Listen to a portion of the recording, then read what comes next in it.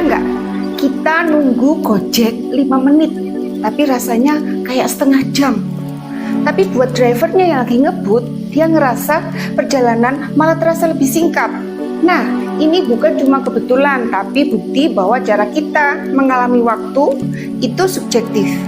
Sebagai manusia, kita sering merasa waktu berjalan lebih cepat kalau kita sibuk dan lebih lambat kalau kita bosan. Ini bukan karena waktu beneran berubah, tapi karena otak kita memproses pengalaman dengan cara tertentu.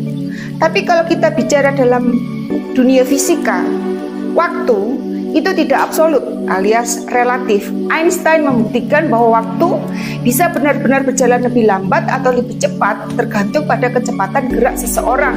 Ini bukan sekedar perasaan, tapi fakta ilmiah yang sudah teruji lewat eksperimen. Dalam teori relativitas khusus, Einstein membuktikan bahwa semakin cepat kita bergerak, semakin lambat waktu berjalan bagi kita dibanding orang yang diam. Ini bukan sekedar hipotesis, tapi sudah dibuktikan lewat eksperimen ilmiah dengan jam atom di pesawat terbang. Contohnya, astronot yang mengorbit bumi dengan kecepatan tinggi mengalami waktu yang sedikit lebih lambat dibanding kita di permukaan bumi. Efeknya kecil, tapi kalau kecepatannya mendekati kecepatan cahaya gimana?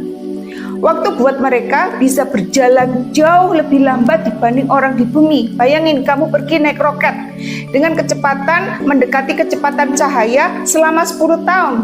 Pas kamu balik ke bumi, di sini bisa jadi sudah berlalu 100 tahun. Jadi dilatasi waktu ini bukan sekedar teori di atas kertas, tapi fakta ilmiah yang sudah diuji berkali-kali. Bagaimana Einstein sampai menemukan ini dan apa dampaknya ke dunia nyata?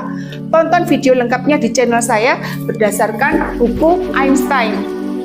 Dijamin bikin kamu mikir ulang soal ruang dan waktu.